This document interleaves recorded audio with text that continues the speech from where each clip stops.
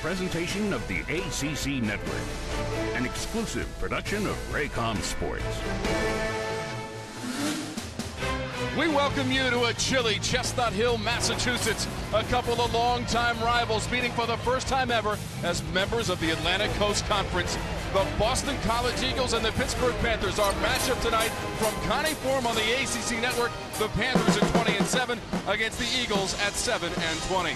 And it is great to have you with us on the ACC Network. Tom Wormy, along with former Virginia standout Corey Alexander. And Corey, for this Pittsburgh team, it has lost 3 games in a row, trying to get some good wins for the tournament resume. The guy to lead them there is Lamar Patterson, the senior from Lancaster, Pennsylvania. And Lamar Patterson is an all-around player, only 9 assists short of becoming only the 3rd player in Pitt history to have 1,000 points, 500 rebounds, and 400 assists. It is time for that Food Lion starting lineup for the Pittsburgh Panthers. We told you about Patterson. What about his fellow senior Talib Zana? He is second in the conference in rebounds, just over 8 per game. For Boston College, it is the sophomore from Canada, Olivier Hanlon. He is 3rd best in the ACC in scoring at 18 points per game. And as a sophomore, he's already the leading Canadian player in the ACC history and only 7 points shy of scoring 1,000 during his sophomore year. Here is that Food Lion starting lineup for the Eagles. Hanlon right in the middle. Will McGarity, the freshman from Sweden, gets his 6th start of the season. And then you've got Ryan Anderson, the junior, with 19 career double-doubles. That is the most of active players in the ACC. These teams meeting for the first time since 2005. Pittsburgh has won 6 in a row in the series. It's the Eagles and the Panthers on the ACC Network.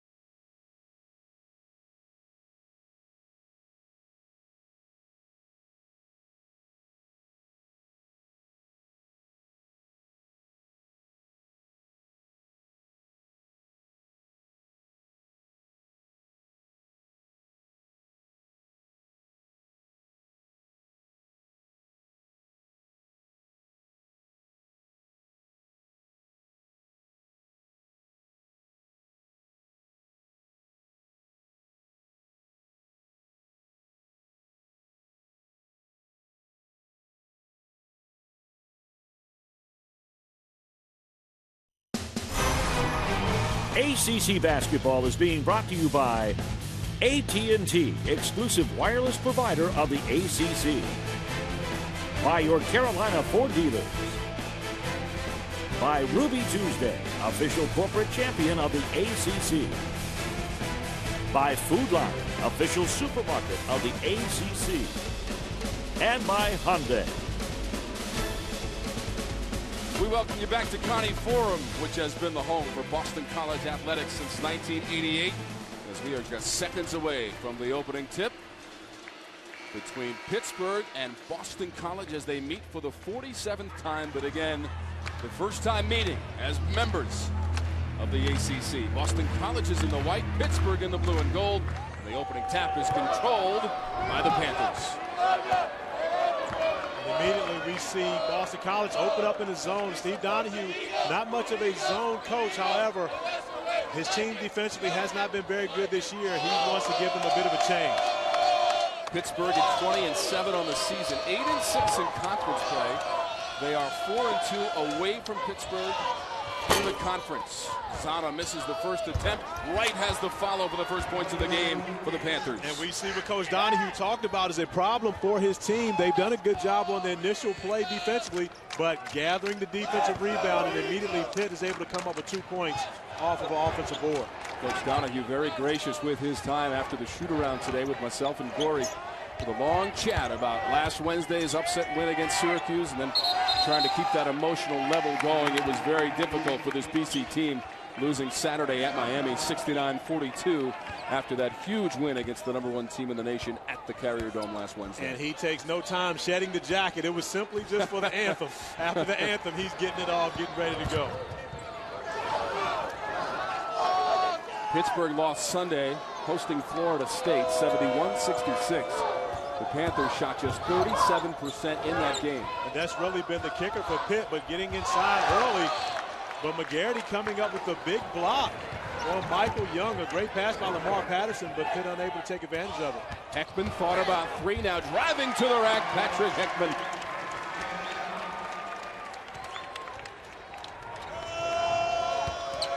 This is Wright. Got a quick double and the steal by Anderson. Hanlon one-on-one with Robinson. Bounced over the rim. He got fouled for a couple of free throws for Olivier Hanlon.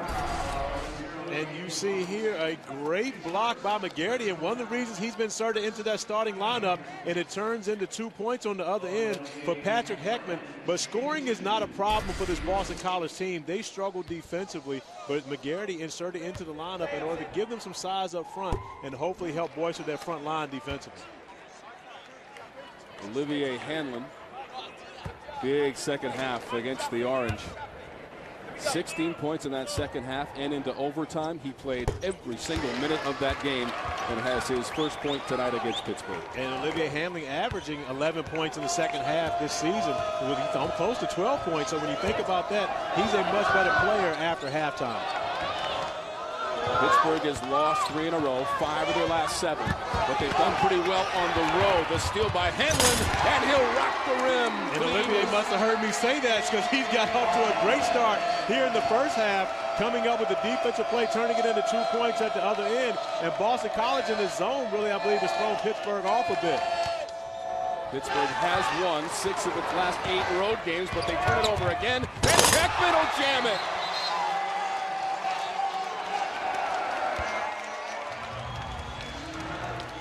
The Eagles going on a double rim bender on 2 successive steals and dunks, and they lead by 7-2 count. Timeout Pittsburgh. And I'm sure that's something that Boston College fans haven't heard a lot about this year. 2 straight steals, 2 straight dunks in transition. But Olivier Hanlon and both Patrick Heckman doing a great job getting in the passing lanes and then turning it into baskets on the opposite end.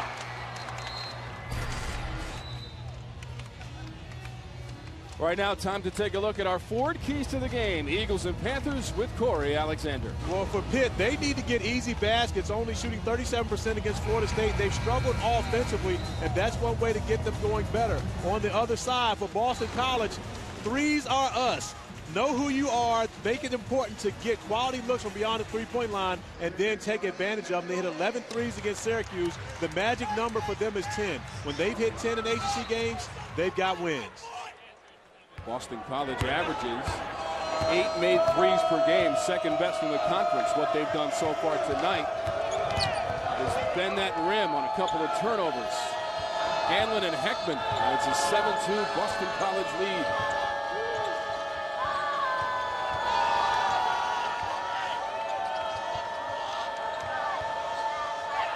Young follow, tipped up and in by Zana. And again, another offensive rebound for Pittsburgh, and that's really been their offense so far in this game. Both baskets come off as far as second chance points. Pittsburgh does out-rebound its competition by an average of about 6.5 rebounds per game. Second best in the ACC.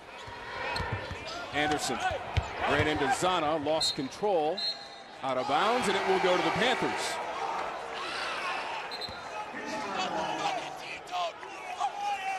Jamie Dixon in his 11th year as the head coach for Pittsburgh. Second most wins in school history with 281, and he has never lost to Boston College. 3-0 as the head coach of the Panthers. Of course, these two teams were rivals back in the old Big East days, and the last time they played back in 05, the number 5 in the nation, Boston College Eagles, got obliterated here in the County Forum by the Pitt Panthers.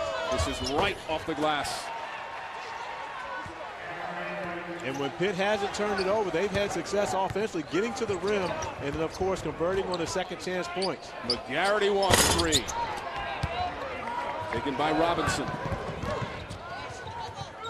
The 6'11" McGarity trying to show off the range.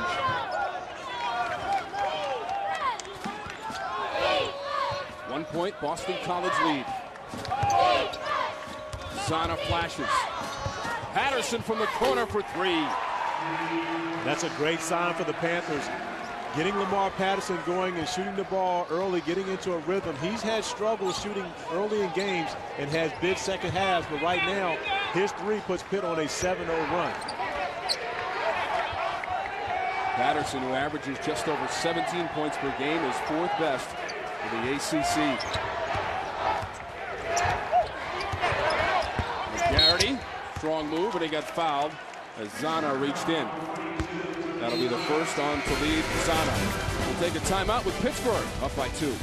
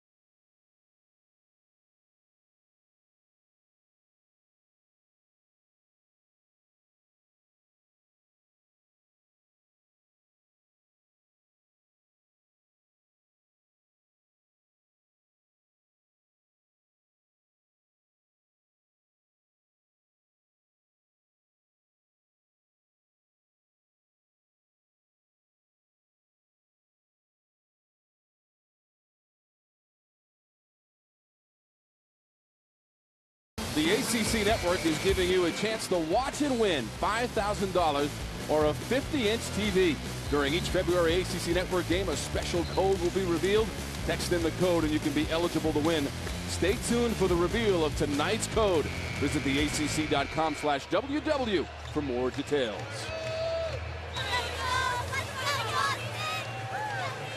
Pittsburgh has come out to a 9-7 lead here in the first half. Lamar Patterson has a 3-pointer in the game. Couple of runs by each team.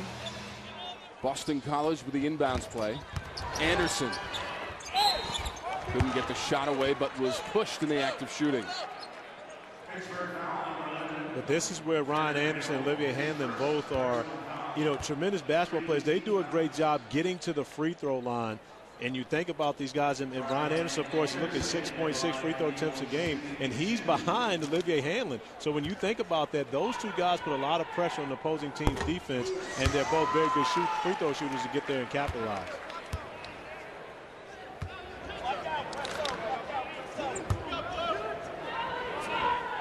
The junior from Lakewood, California, with a couple of free throws for BC. Now Anderson and Heckman will get a breather. Eddie Odio has come in for Boston College along with Garland Owens. Tied at 9. 15:24 to go in the first half.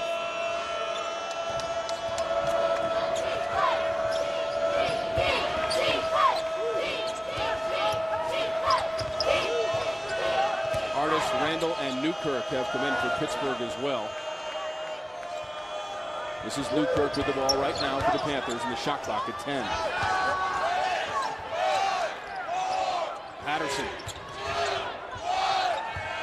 Wright just inside the line. That's a 2. And that's Cameron Wright's game. He's not much of a three-point shooter, but you get him inside that arc, he knocks him down. Very good in the mid-range area. 6 points now for Cameron Wright, junior from Cleveland, Ohio.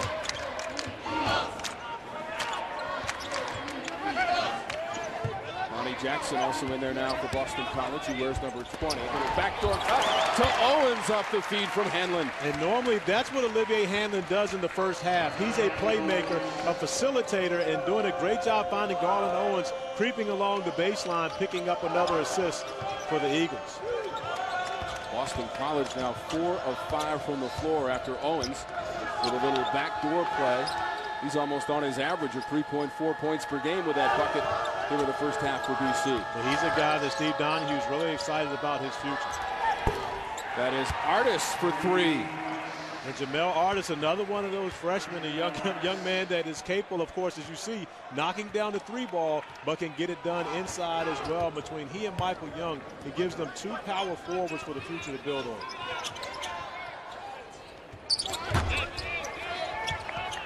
Bounced around and taken by Pittsburgh. Patterson. Newkirk, 3. Right with a fresh shot clock. And another offensive rebound for Pitt, giving them another chance to crack the basket. And you see Lamar Patterson on attack, is able to finish. But every time so far in this game, Pitt has gotten an offensive rebound. They've taken advantage of it now. 6 second chance points for the Panthers. Lamar Patterson now with 5 points. Had 22 points in the loss to Florida State on Sunday. That led the team. This is Odio for 3. Does not get the bounce. Came back out to Jackson. Hanlon. Newkirk went up and got it for Pittsburgh. Wants to run.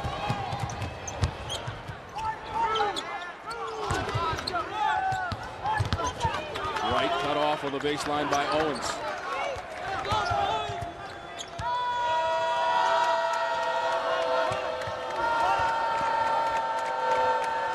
Patterson, catch and shoot.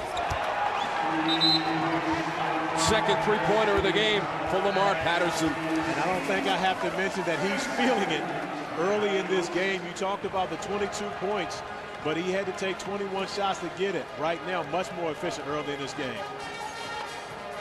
We'll be back after these messages from the University of Pittsburgh.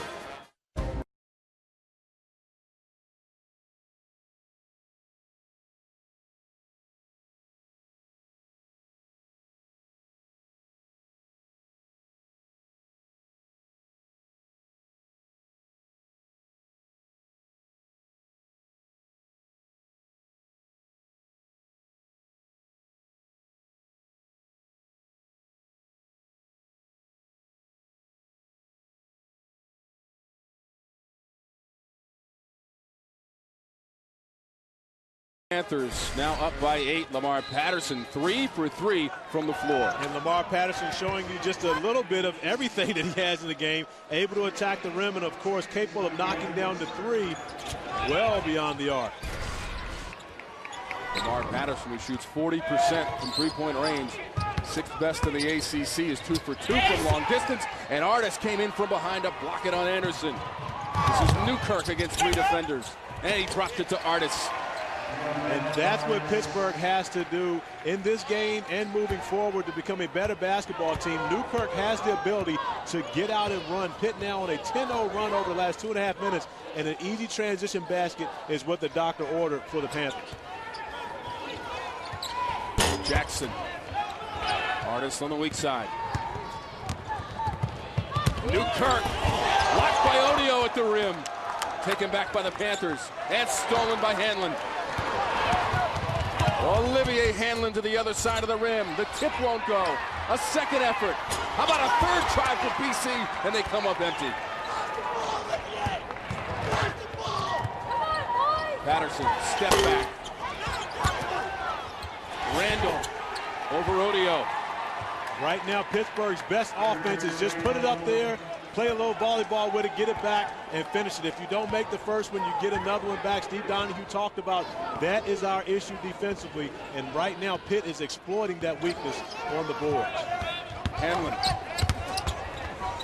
Owens. 4 points now for Garland Owens. And Garland Owens finding himself in the right place at the right time, a benefactor of a couple nice passes from Olivier Hanlon.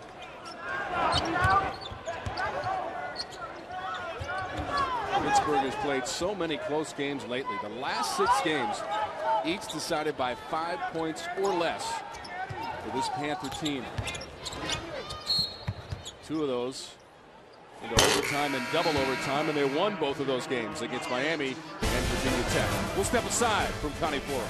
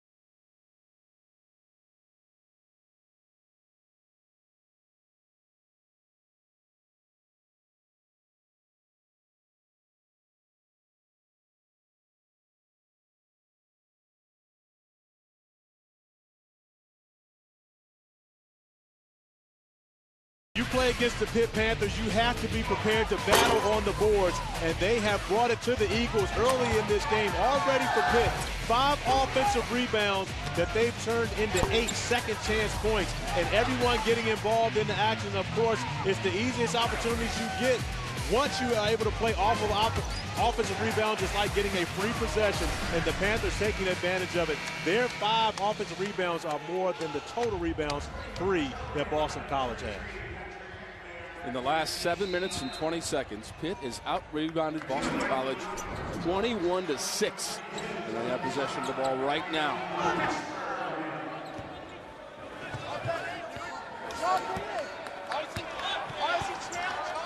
Pittsburgh has not won a game since February 8th, that against Virginia Tech at home, 62-57. It took double overtime in that one. Anderson to steal. Hanlon gliding to the rim. And that's really the way that Boston College has scored their points, off of Pitt turnovers. And that's the one place Pitt has been sloppy in this game. Now their 5th turnover early, and Boston College has taken advantage of those.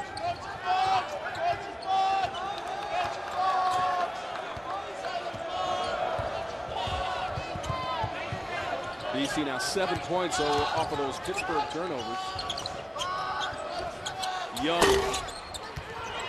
Tracked down by Heckman. Slow it up for BC. Joe Rahan dribbled into trouble. Hanlon trying to bail him out with a 3-point attempt that comes up short.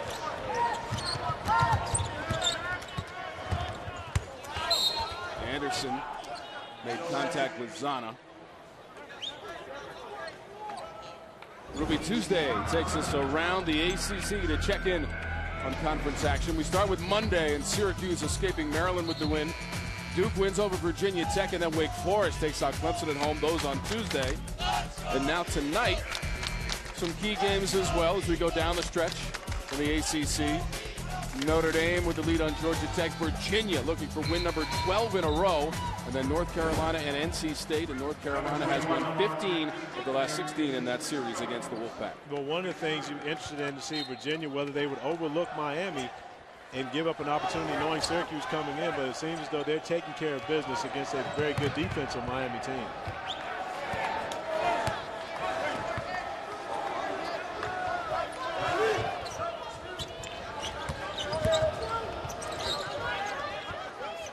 We approach the 9-minute mark of the first half. Wright got doubled. Lamar Patterson, who leads everybody in the first half with 8 points, and that includes 2 3-point baskets. Dumps it to Zana. Got Heckman in the air, and he's got a chance at a 3-point play. Talib Zana. And we talk about Lamar Patterson scoring, but really this is where he's best. He is a playmaker off the basketball as far as a guy that doesn't play the point guard position. As you see him turn the corner, get into the lane, attracts all 4 defenders, and finding Talib Zana, who was able to use the pump fake and score it at the rim. 3-point play for Talib Zana, the senior from Nigeria. He moved to the United States in 2006 as Ryan Anderson will come in for McGarity. Both Zana and Patterson already had their degrees and working on further studies at Pittsburgh.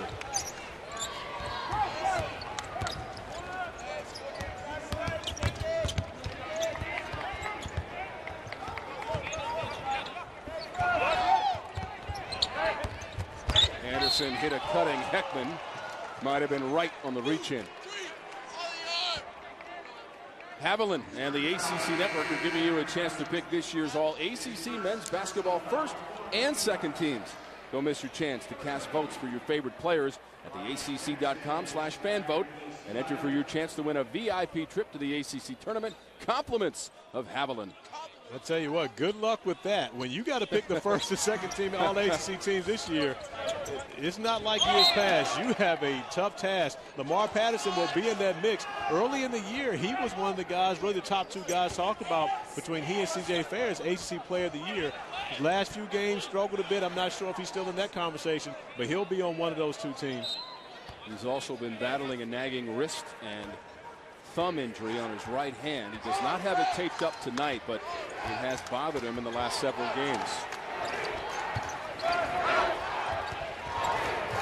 Heckman tried to make his move as he cupped the basketball, but he'll get called for the traveling violation. Now, I think that looked more awkward than it was actually a violation. Tim Nestor, of course, and when you see things look awkward, the normal call to go to is the travel.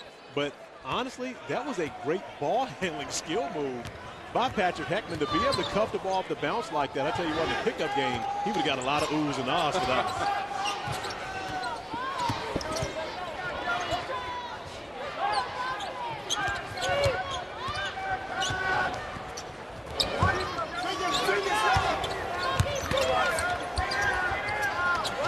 Shot clock inside of 10 for Pittsburgh.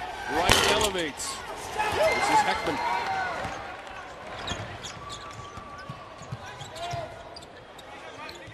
Patterson right in the face of Jackson, who is the three-point specialist. Lonnie Jackson, fourth best in the ACC from beyond the arc, tried to drive and lost the handle. Right past Rayhan and Heckman. Cameron right now with 8 points. But that's what happens when you don't play your part. For Lonnie Jackson, you're a three-point shooter. Shoot the basketball. Instead, it becomes a turnover, a live ball turnover that turns into 2 points at the other end for the Panthers.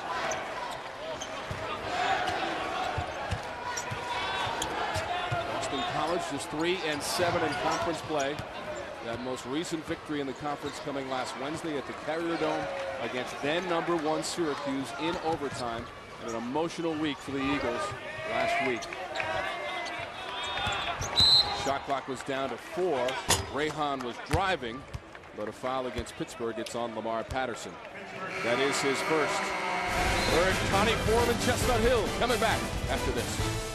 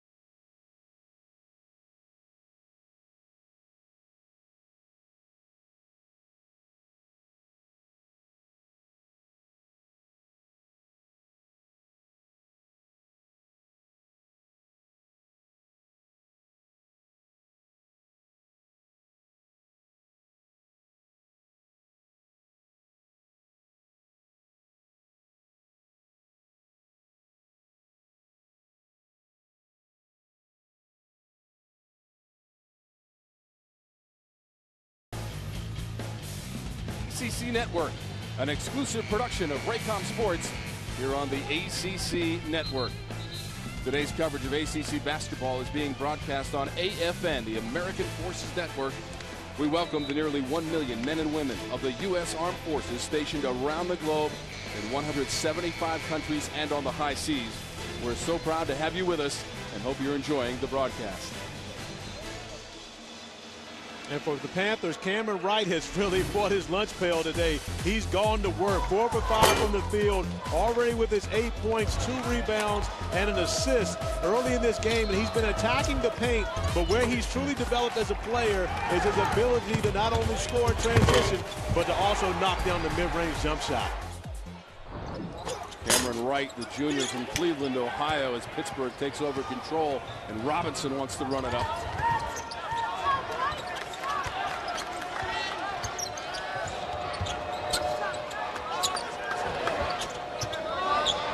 Is Wright.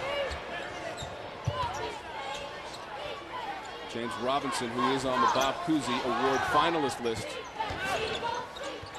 Cousy, a very well-known name in this part of the country, winning 6 NBA championships with the Boston Celtics. And that was a great job by Patrick Heckman, sliding, beating the offensive player to the spot, and then as Artist sticks out that forearm, understanding it's time to go down and pick up that offensive foul. Great job and a heady play by Patrick Heckman.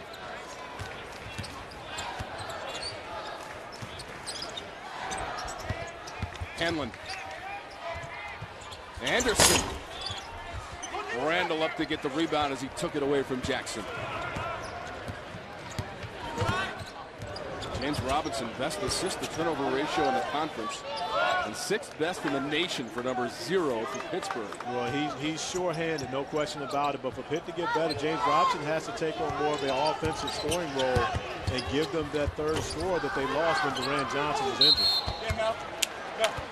Artis tried to go up strong with it, and Heckman got a piece of him.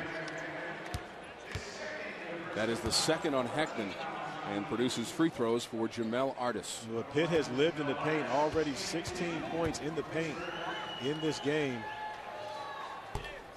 As Jamel Artis knocks down the free throw. Now, did that add to the points in the paint? I think that's strictly free throw line issues for Artis and the Panthers. You think so? As Robinson comes out. I think that should be considered points in the paint. He got fouled under that. He did. Jamel Artis, who played his prep basketball at Notre Dame in Massachusetts. He's got a couple of free throws. Jamel Artis gives them another score coming off the bench. And right now, the Pitt rotation, they're playing 4 guys off the bench. They had 5 that they were playing up to a total of 10 guys. And right now, I think they're getting it done. And, of course, another 7-0 run for the Panthers and really allowed them to extend their lead here in the first half. 15-point advantage for Pittsburgh as we approach the 5-minute mark of the first half.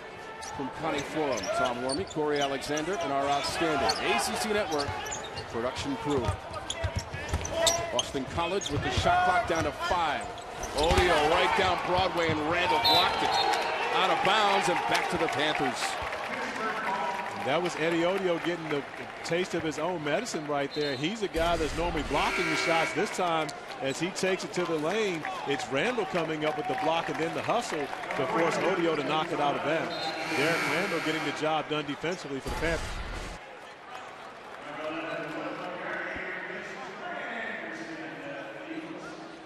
Randall trying to shake off something over there on that Pittsburgh bench. He's a junior. Uncomfortable. Yeah. Junior from Brooklyn, New York, and a transfer from Rutgers on the bench right now for the Panthers. Zana. McGarity held his ground. Henlon in transition. Flies by everyone, and Zana will be called for the goaltending. And you can see just a smidgen of what Olivier Henlon is capable of doing. In transition, he gets out ahead of the crowd and knows how to use angles to find a way to the basket. Now Olivier Henlon has hit a benchmark in his career, 1,000 points. Just the 3rd Boston College sophomore to achieve that, along with Troy Bell and Craig Smith. And the 29th overall player in ACC history to do that. And you're talking about the most tradition-rich conference in college basketball. Only 30 players or 29 players before him been able to do that. Owens runs it down for Boston College. Here is Henlon again.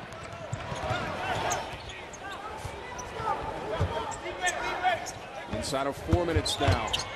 Dragovic lost it right to McGarity.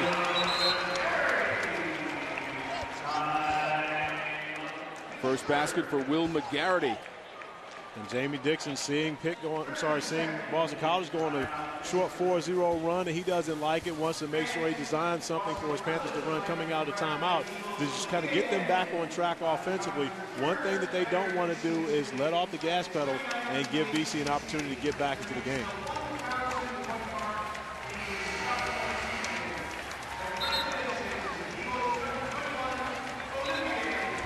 (30-19) is the lead for Pittsburgh, and Jamie Dixon trying to stop that 3-game losing streak. Boston College at home this season, 4-7, but just 1-6 in conference play for the Eagles at home. But even through that, Steve Donahue says that he feels as though his team is making progress.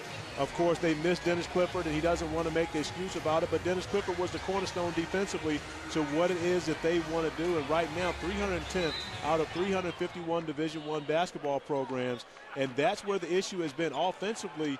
Boston College is a good basketball team. They're a top 25 offense throughout the country, but they just can't get stops on the other end.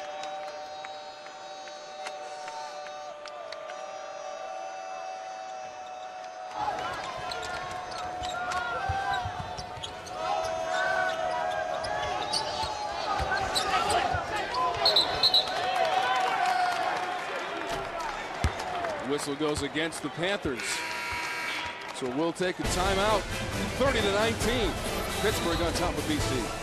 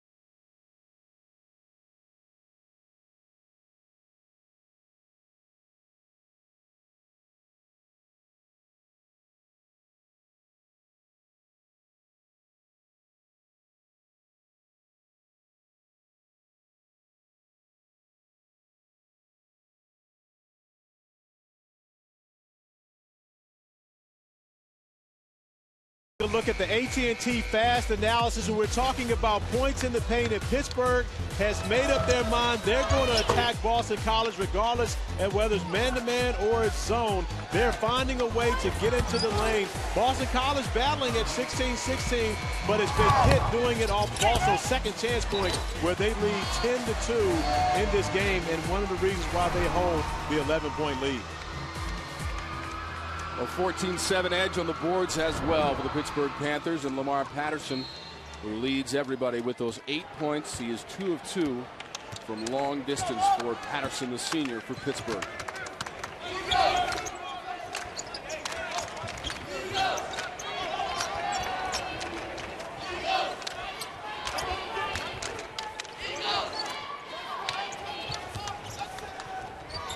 Dragovic using all of the shot clock as it's down to 9. Hanlon crossover to free himself up. And that's just a great individual play by Olivier Hanlon. You mentioned the shot clock. Pitt doing a great job defensively, not giving anything to BC on offense, but Olivier Hanlon able just to make a great individual play to free himself up for the 2-point jump shot. 9 points now for Olivier Hanlon, leads all scorers. Just over 2.5 minutes to go in the first half. Pittsburgh is led by as many as 15 here in the first half. Shot clock to 10 for the Panthers. Patterson lets the defender fly by. Zana just inside the free throw line. You have to love the pace of Lamar Patterson. That's almost just like playing in the park right there. With the shot clock running down, was never in a rush, and simply kept his head up, found Talib Zana right in the middle of the lane for the easy 2-pointer. Well-distributed scoring for the Panthers.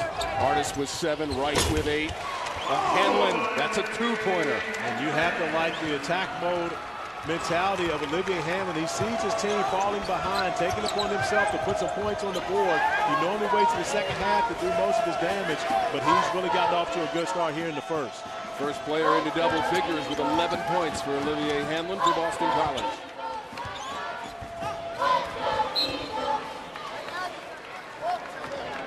Zana got fouled. Coming up on the Hardee's halftime report, we'll have stats, highlights, and analysis of the first half, along with a preview of our third Kings of the Court show, where we'll tell you the story of the great David Thompson. All that and more on the Hardee's Halftime Report. That show, Kings of the Court, hosted by my partner tonight, Corey Alexander. And I've been excited about a lot of Kings of the Court shows, of course, not only to see my beautiful face, me too. But this one here, David Thompson, I mean, you know, so good, we gave him the whole show. And he deserves it. Tipped up and in.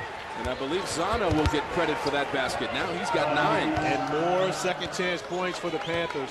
And that's been the difference in the game. You know, BC's done a good job getting in the paint and scoring, but Pitt has gotten the job done on the offensive boards, and now they fall back into the zone of their own. 12-0 on those second chance points. Boston College shooting 48% of the first half. Tried to improve on that, but Patterson grabbed it. Final minutes of the first half. Young up ahead of the field. Hanlon got a piece of him, but in good sportsmanship form, goes right back over to Young to check on him. But a great push by Lamar Patterson as you see Pitt getting out in transition, getting early opportunities at the rim, and not having to play against a zone defense or a set defense from Boston College. So Michael Young will make his first trip to the free throw line tonight for Pittsburgh. 82% on the season for the freshman from Duquesne, Pennsylvania. Closed captioning for ACC basketball is provided by Bojangles' famous chicken and biscuits. It's bow time.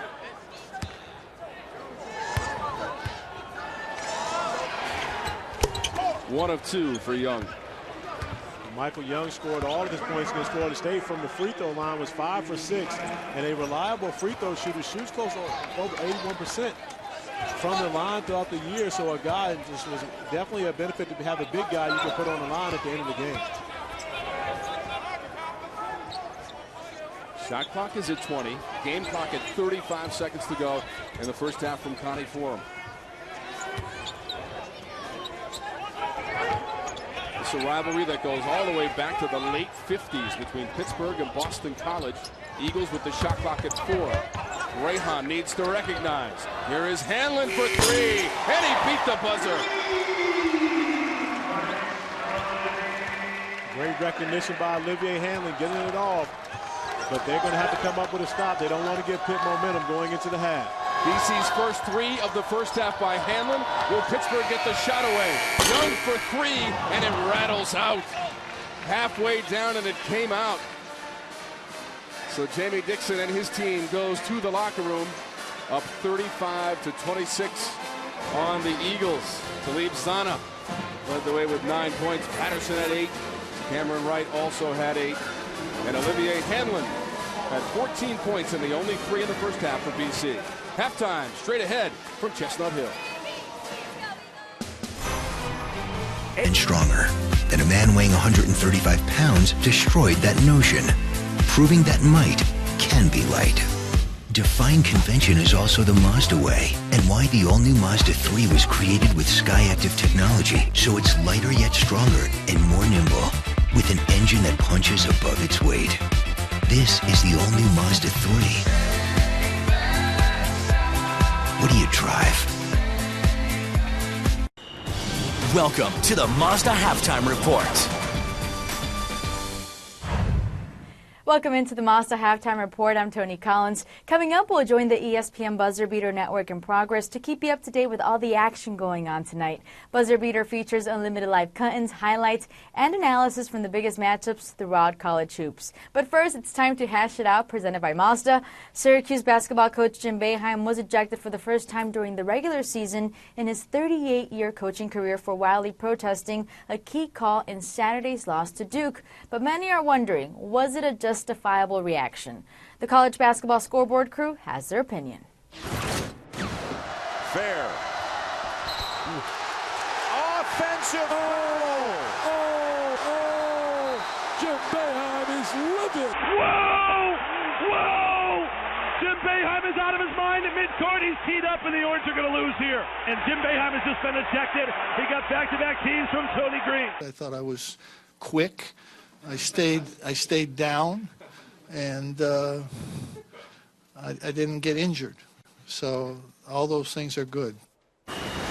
Boeheim in the postgame hit the perfect pitch. What else can you do when you go from 0 to Vesuvius in about 1 second? Hashing out brought to you by Mazda, but you can't make light of all of it. It's understandable, Seth, to get angry, get furious about a call. It's really inexcusable if you take away whatever chance your team has to win the game late. I sat right opposite Jim Boeheim for those 40 minutes. He was emotionally invested in that game, each and every play. And there's a reason. Here, they beat Duke at their place. They have a chance to sweep Duke, put themselves in a position to win the ACC. But just as important, think about Jim Boeheim. When you think about the great coaches in college basketball, people say Mike Krzyzewski. People might say Bill Self. Jim Boeheim's name is never mentioned. To sweep Duke and beat Mike twice, their first year in the ACC, that puts him in rare air. And I think the game meant a little bit more to him than maybe a normal game. What did you think about the players' reaction? C.J. Fair said, do the math. Obviously, it cost us our last chance. But what did you think about how does the coach handle that with players? Well, I think that's a situation where instead of C.J. Fair making those comments publicly, I wish that C.J. Fair would have, that's where you pull Coach Boeheim over to the side and say, listen, I know that you hold us players accountable for our actions on the court. Well, we hold you accountable as our head coach, especially in a situation like that where we're only down 2 points. Even if that is an offensive foul, or that's a charge, we're still down 2 points. After 2 technical fouls, now we're down 5. Now we have all this momentum going against us. So if they could have handled that behind closed doors, I think it's better suited that way instead of C.J. Fair making a public announcement. Here's the thing. If this were such a good idea, Boeheim would have been thrown out a long time ago if it helped him win games. I mean, it's a mistake, and that's fine. It's human.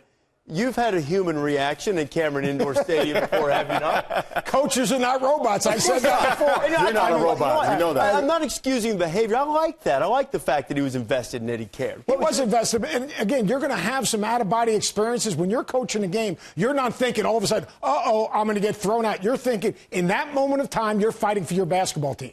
And sometimes you step over that line. It happens. You look back on it later and you go, whoo, that wasn't very pretty. You know the best part about this, Seth, is that I know that coaches have to be politically correct, right? Does this game mean more to you than any other game? Usually the answer is, no, we prepare for this game the same way we prepare for every game. But the fact of the matter is, it's okay to have some animosity. It's okay to want to beat somebody so bad it brings you to a different place. I think he has so much respect for Mike and the relationship so close to have a chance to sweep Duke the first year in the ACC and all of a sudden join an exclusive club. It meant a lot to Jim Boeheim. You could see it on his face for not just that last minute, but for 40 minutes. And let's remember this, too, as we start this burgeoning rivalry in the ACC. Syracuse's home game, Cuse got the late call. Yep. Duke's home game, Duke got the late call. Maybe they'll see each other again in the ACC tournament. We ask you to weigh in on Twitter, #HashItOut. How about Jerry Hairston Jr. said, can't fault Jim Boeheim for blowing up like that at the end of the game. Tough calls against Syracuse, #great game. This one's my favorite from former Orange player Queth Duaney. Last time I saw Boeheim that livid was when I took an ill-advised shot in the Great Alaska Shootout, and he did that the entire way to halftime.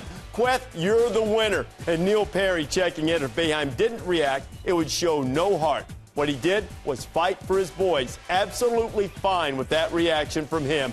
#free Boeheim. There will be no further penalties against the Syracuse coach, and we'll continue to look for your reaction at #HashItOut, brought to you by Mazda. Thanks, guys. All right, as promised, let's get you updated with everything that is going on tonight and join the Buzzer Beater Network in progress. Just a reminder that Buzzer Beater is available through participating TV providers and live on Watch ESPN. Enjoy. That 5 or 7 point margin. Traveling call. They're going to be aided here and have it back underneath their own basket, Tim. Western Michigan in the MAC is regarded as an excellent rebounding team, and surprisingly, Ball State, Meding Thak and Majak are really good interior players, but nobody would have thought that the Cardinals would out-rebound the Broncos.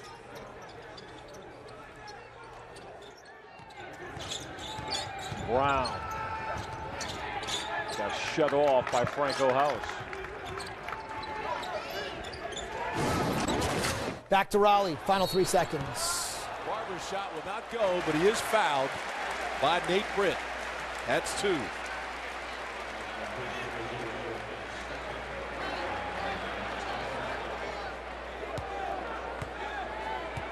Cat Barber, the 6'2 freshman from Newport News, Virginia. His minutes have been down the last 5. Tyler Lewis getting more of them at the point guard position, but he's made a nice contribution here in the first half. And misses the free throw. Both teams leaving some points at the line. 2.6 seconds left. in the first half. NC State just 7 for 11 from the free throw line. And that'll do it. Studio update.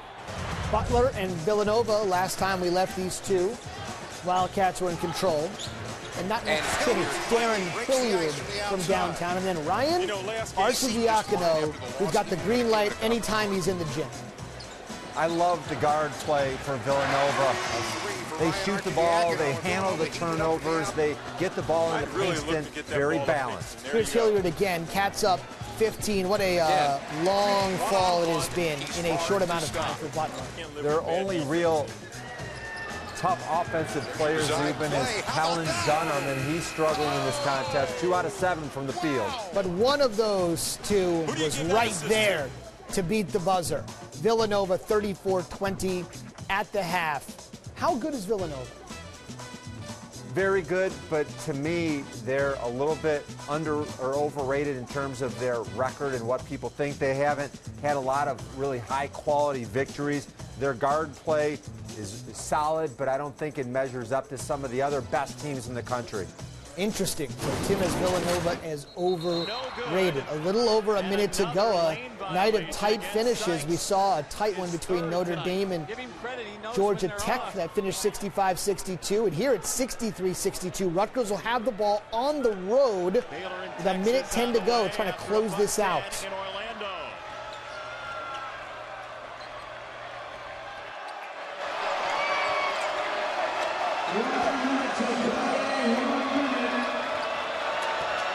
Sykes 4 fouls working on Mack. Out of bounds to UCF.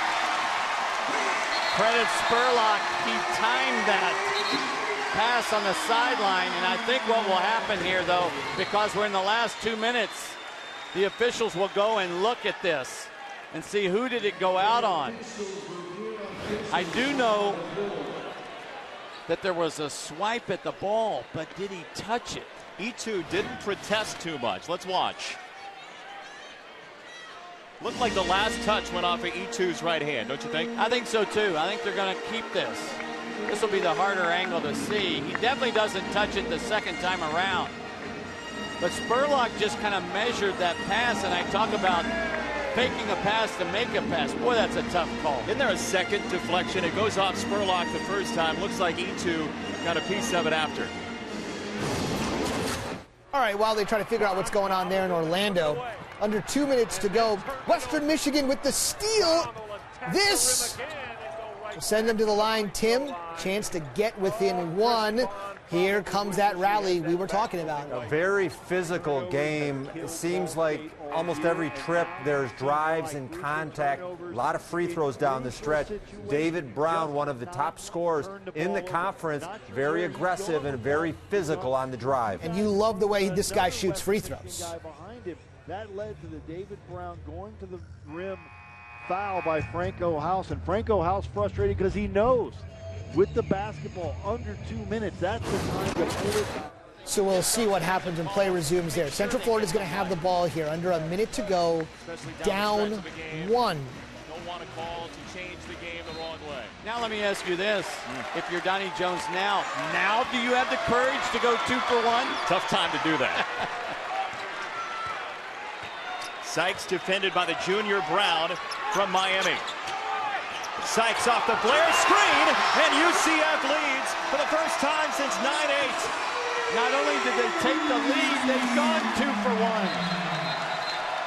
Timeout, Rutgers. Nothing. See how Rutgers is able to answer after UCF takes their first lead since the first half. David Brown is at the line, hasn't missed tonight. And he will do that pure on a couple of free throw makes. What does Ball State get in the offensive end? Up by just 1. I think Coach Whitford's just hoping not for a turnover. Make sure what you get is a shot attempt, right? Yeah, just get it up. You can't have a turnover here. Bond will put it in the hands of Xavier Turner. We're inside 90 seconds left. Shot clock at 7. double team. Mazda Halftime Report. I'm Tony Collins. Enjoy the second half.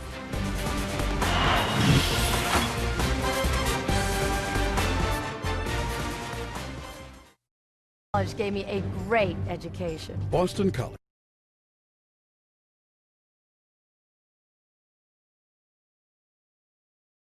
At the ACC Digital Network, ACC fans are dunking everything. The ACC-DN has been searching for fans with the most creative dunks all month long. Vote for your favorite fan dunk video at dunkuary.com. Fan votes will determine the winner. The ACC Digital Network brought to you by Ruby Tuesday. 35-26 is our halftime score here at Connie Forum. Tom Wormy along with Corey Alexander. Corey, it is Dunkuary. Give us your most memorable dunk. My most memorable dunk, you know, there's so many to choose from. But I'll go back to Florida State, and I still don't understand why it wasn't in Dunkuary last year. But I'm going to find a way to get that on there somehow or not. All right, we told you about Olivier Hanlon for Boston College in the first half, but Lamar Patterson was also a standout as well. He had 8 points. Talib Zana also had 9 in the first half for the Panthers. And Lamar Patterson was able to do it off the pass as well, but Talib Zana getting involved with 9 points early, Cam Wright with 8 points, and then Patterson himself just being a playmaker, finding his way to the rim, scoring the basketball, and also being an assist guy, knocking down shots as well. All right, Corey, let's take a look at our Hyundai halftime stats. Pretty good shooting percentages for both teams after the first 20 minutes. Well, a great shooting percentage for Pitt when you think about 56%, but Boston College getting it done, but only 1 for 7 for 3. They need threes to be able to survive, but the one thing that we have seen, 8 turnovers from Pitt, is surprising early in this game. Boston College, a team that normally averages 8 made threes per game. We'll see what they can do in the second half.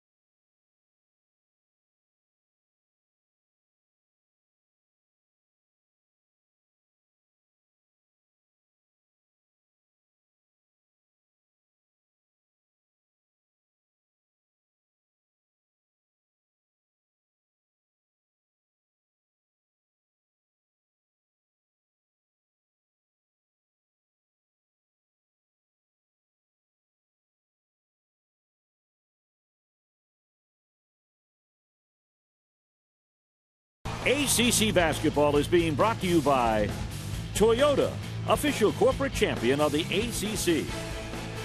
By Hardee's. By Geico, official corporate champion of the ACC. And by BB&T, official bank of the ACC. Member FDIC. We welcome you back to Connie Forum. Just moments away from the start of the second half with Pittsburgh up 35-26. Olivier Hanlon, 14 points in the first half, 6 of 9 from the floor, but the rest of the team, Corey, not living up to its expectations in the first 20 minutes. And he's a guy that normally saves his best for the second half. He's going to have a big half, but he's got to get some help from Ryan Anderson, who only has 1 point in the first half. Has to be better, but that's tough to do against this strong front line from Pittsburgh. Ryan Anderson, who averages over 14 points per game and is 12th best in the ACC. Just one made free throw in the first half for Anderson as Boston College in the white puts it in play. The Eagles have played the second toughest schedule in the entire country this season. Rayhan got cut off on the baseline. And of course, we talked with Coach Donahue about that. That schedule is made so early as McGarity misses the two-point jump shot.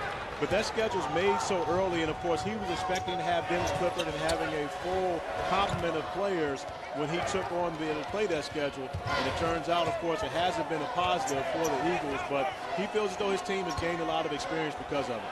Zana over McGarity did not get the bounce. The follow-up and in. Might have been Michael Young in there. But regardless, it was still second chance points. And Pittsburgh getting it started the same way they did in the first half. Robinson takes it back for the Panthers. Patterson tees up a three ball.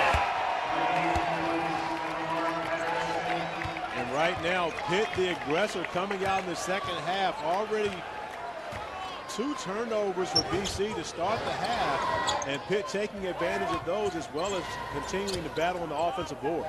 Lamar Patterson is now 3 of 3 from beyond the arc. 59 made threes on the season now for Patterson. Rayhan wanted one. It's tracked down by Wright. And he stepped on the end line.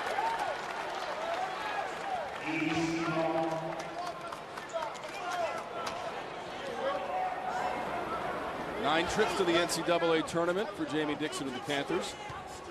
8 straight from 04 to 2011. Notre Dame gets a win. Virginia's now won 12 in a row. Top of the conference. Virginia will host Syracuse on Saturday.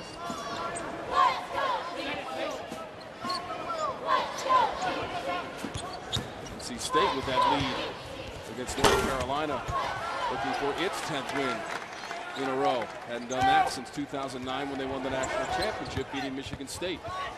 Heckman on the baseline, lost it out of bounds, and it will stay with Boston College. Ryan Anderson having a difficult time really getting involved in this game. And you think about Michael Young, who can match him size-wise. And then, of course, when they go to the bench, he has to play against Talib Zana. So Ryan Anderson having a difficult time, but I think he has to make himself more aggressive and more available to find opportunities to score on the offensive end. Now, when Boston College beat Syracuse last Wednesday, it made 11 three-pointers in the overtime upset win. BC has made 1 tonight against Pittsburgh. Coming off of that loss Saturday at Miami, 69-42. Steve Donahue told us one of the few games his team was not in. Anderson, chance at a three-point play. Rayhan fed him the basketball. And a great job penetrating by Joe Rayhan. And again, you see Anderson making himself available with short corners, sees it coming, dives to the basket, and able to finish through the contact. Joe Rayhan doing a great job keeping his head up. And when you look at Ryan Anderson, that's what he has to do, make himself available and give himself opportunities to score, and of course take advantage of the opportunities he gets at the free throw line. Three-point play for Ryan Anderson. That layup was his first field goal of the game, and now 4 points in total for the junior from Lakewood, California.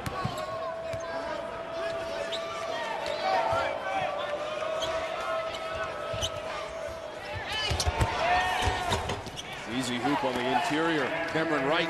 You described it perfectly. That's just way too easy. When you're Boston College, you can't give up looks like that. Pitt is a good enough team to where you can't help them score.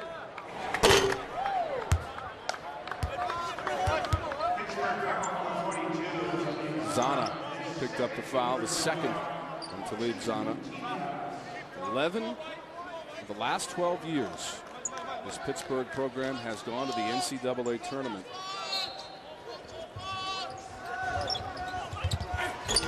Ryan Anderson with the slam for the Eagles. And Anderson starting to get involved offensively now. That's a good sign for the Eagles. However, they've got to get some stops on the other end to be able to try to make some type of comeback against the Panthers. That's going to be an offensive foul as Zana put the shoulder down and Anderson absorbed the contact. And a great play by Ryan Anderson, understanding that it's going to be physical. but you see him doing a great job moving his feet and understanding that that forearm is coming, squaring his body, taking it into the chest, picking up the offensive foul. That's the third foul on Talib Zana. Boston College just 7 turnovers, and Hanlon racing to the basket for the layup. And again, Boston College turning those Pitt turnovers into points at the other end, and now they find themselves in a single-digit game just as it was at halftime. Can they continue to build on the momentum? Yeah, BC has limited the turnovers in its last 9 games, just 8 per game. Trying to keep it that way, get back into this game against Pittsburgh, which led by as many as 15 in the first half and had a 9-point halftime lead. In traffic, bounces off. Randall couldn't get it.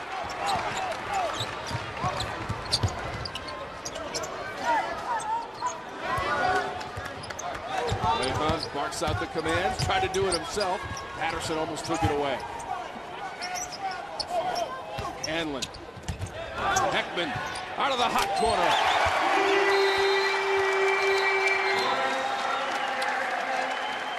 That's just what the doctor ordered for the Boston College Eagles. When they were able to take down Syracuse at the Carrier Dome, they would knock down 9 threes in the second half. But here today, it's Olivier Hanlon getting it to Patrick Heckman, who's able to knock down the corner 3, cutting this game to 6.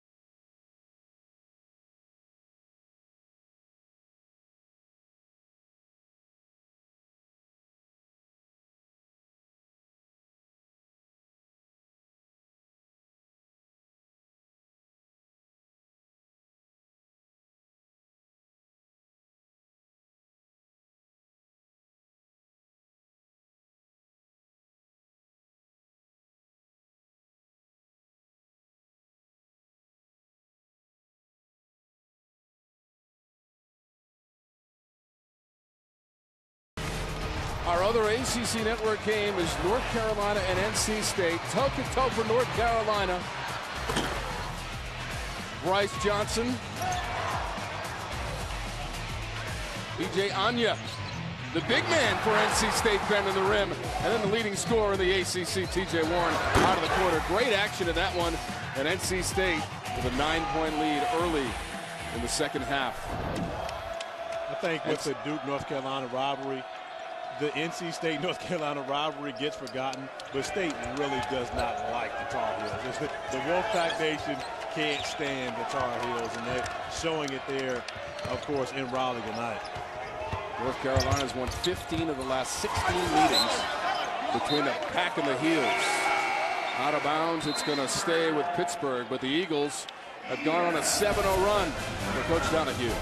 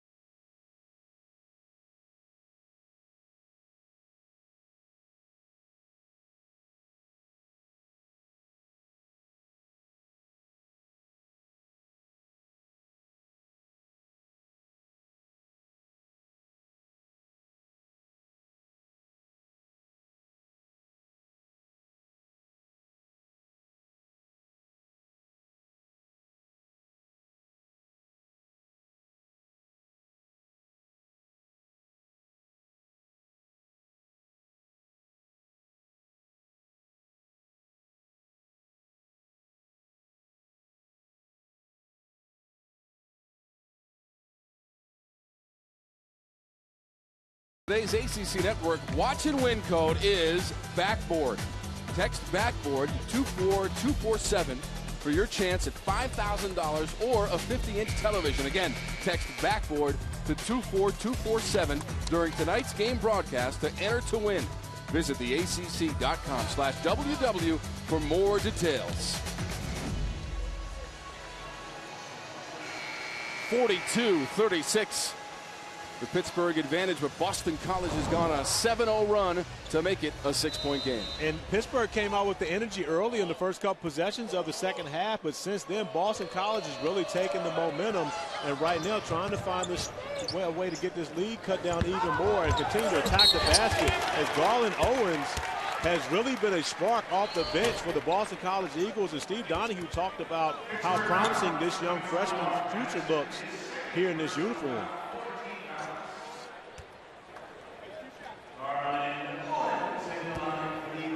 First trip to the line tonight for Garland Owens. Freshman from Gaithersburg, Maryland. Speaking of the Boston College uniforms, you see the patch with the DK on it. For Dick Kelly, of course, my number one Boston College Eagle of all time, no question about it, even over my man Donnie Abrams. But Dick Kelly, one of the best passed recently, and of course, right before the huge win against Syracuse, they dedicated that game to him, and no better way to pay tribute to a lifelong Boston College man. Dick Kelly, the assistant athletic director and longtime sports information director. Last year, he got the United States Basketball Writers Courage Award, and he graduated from BC in 1987. Passed away recently.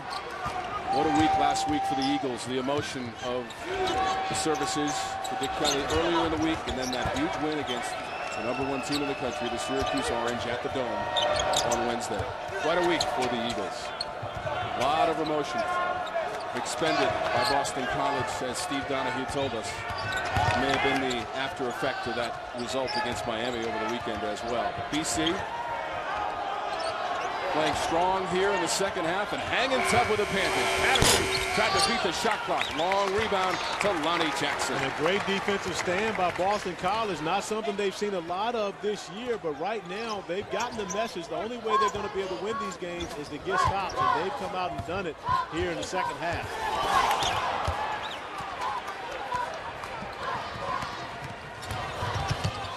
Patterson cranks up another three. This time it's all net.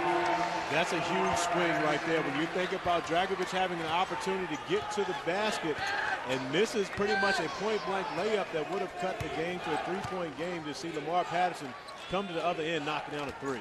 Patterson is 4 of 5 from beyond the arc. Boston College turns it over. Robinson with Jackson on his hip.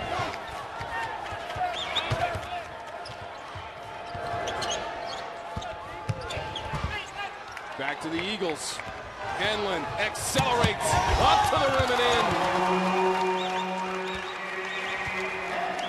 It just seems as though Olivier Hanlon had a different gear in that foot race between James Robinson and Cameron Wright. Olivier Hanlon went into fifth gear while I believe everyone else was still in fourth. 18 points for Hanlon. Boston College is going to pick up a foul here. It's Garland Owens. Second on Owens.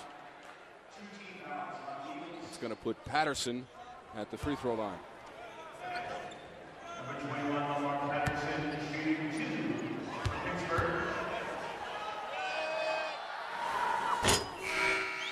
Closed captioning for ACC basketball is provided by Bojangles' famous chicken and biscuits.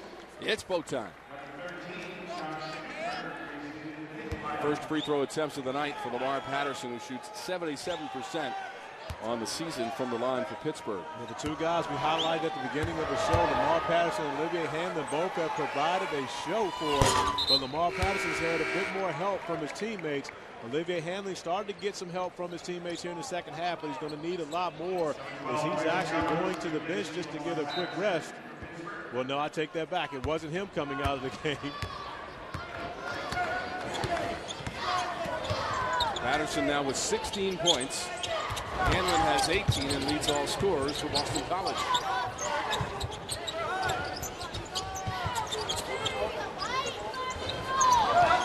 Michigan comes back to win that game in overtime, as you see some of the scores from the ACC and around the nation. Shot clock at 8 for BC. Henlon, free ball. Awkward angle on the rebound, and Anderson's able to run it down in the corner for BC. Great hustle by Ron Anderson, coming up with another possession for Boston College. Pittsburgh making them expend the entire shot clock. But right now, Ron Anderson needs to continue to try to be aggressive as he was earlier in the half. Through the alley-oop for Garland Owens, too strong. And now a 2-on-1, right to the rim. Spun off. Foul on the play against BC. Jamie Dixon not happy about the fact that Cameron Wright had tried to avoid what would be Ron Anderson's attempt to block the shot and misses a layup because of it. That's one, if you're Cameron Wright, you go up, make him have to challenge you right there. That's 2 points you give away. Dragovich coming up with the foul, so Pitt is able to maintain the possession. Rayhan and Heckman have come in for Boston College. Artis is wide open at the free throw line and chooses to give it up.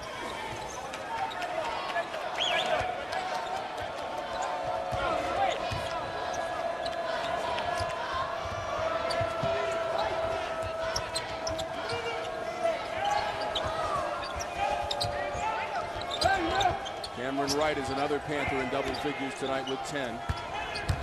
Young trying to back his way down. Rayhan goes to the deck and gets it over to Heckman.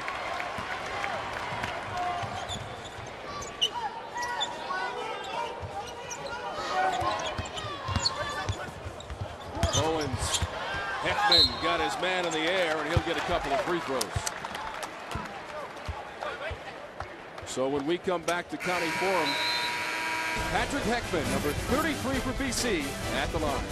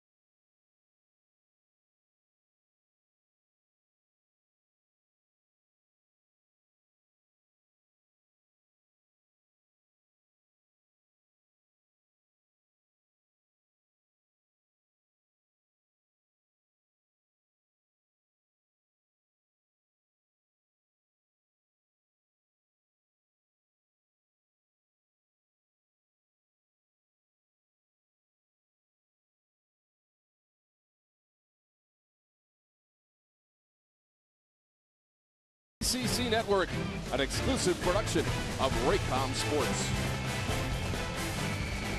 It's on. The ACC mobile app features live games, video, scores, stats, and news. Download it on your iPhone, iPad, or Android. Your team's your app. The ACC mobile app, presented by Outback Steakhouse. Download it today.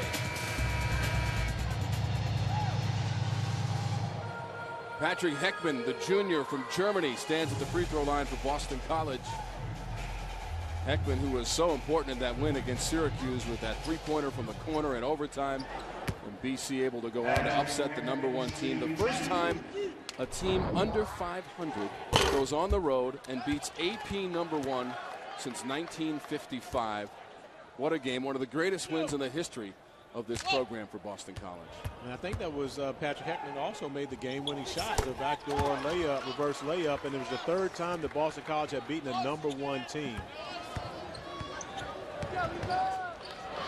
8 points now for Heckman. Some key free throws in that game as well by Lonnie Jackson, who made all 4 of his free throws in the final 26 seconds of the overtime period. Jackson on the bench right now for Boston College. Pittsburgh with the basketball and leading by 7.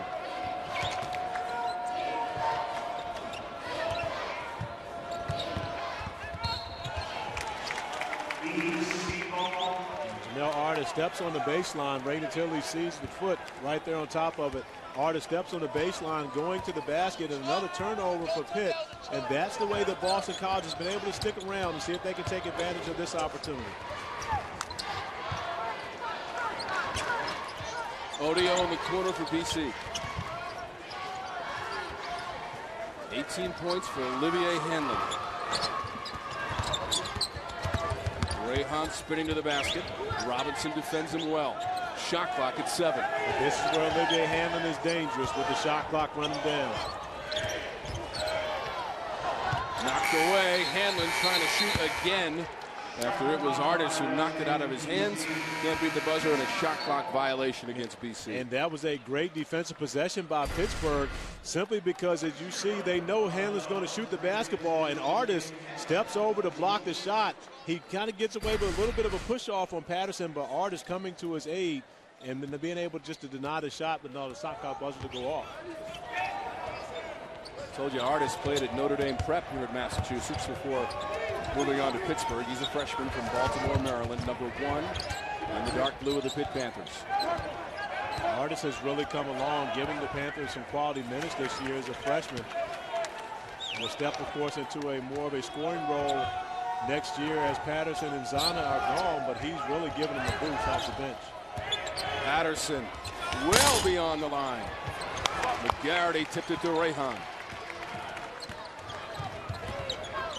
7-point game. Heckman is open for 3. 1 from each corner for Heckman.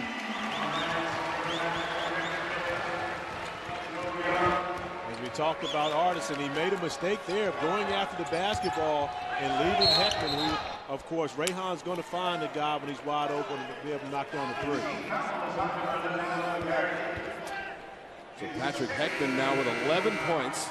7 coming in the second half, and a couple of made 3-pointers for Heckman, as well as Anderson is going to come back into the game for BC, replacing McGarity. So Hanlon, who has 18 points for Boston College, as you see right, coming for Pittsburgh, getting some reinforcements from the rest of that BC roster. Well, he has, and Patrick Heckman has knocked down 2 3-pointers here in the second half. Ryan Anderson's gotten off. He's now has 7 points. So, of course, they're going to need to continue this type of action, and other guys step up. Hanlon will be able to continue to make plays, but he's going to need those other guys coming down the stretch. Heckman 4 of 5 shooting tonight. He's on the bench, watching his teammates trailing by 4. 9 minutes and 40 seconds to go in our contest this evening from Chestnut Hill, Massachusetts. On the ACC Network, Tom Wormy, Corey Alexander, and our outstanding production crew. Zana wide open. He'll bend the rim. A defensive mistake for Boston College gives Talib Zana his first basket in the second half, but 2 defenders go with Lamar Patterson coming off the screen, leaving Zana wide open under the basket.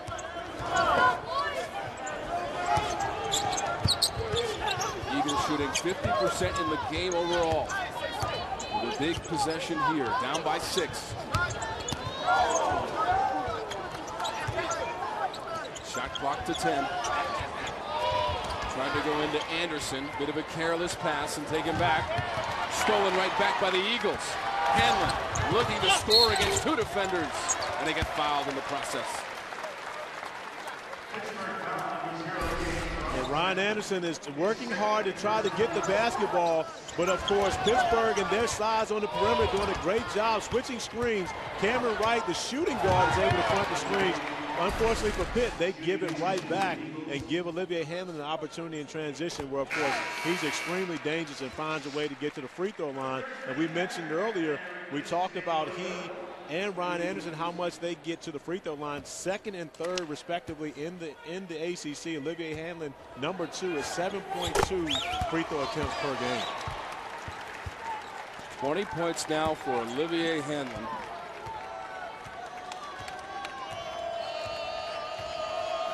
.198 free throw attempts on the season for Hanlon. That's the most in the conference.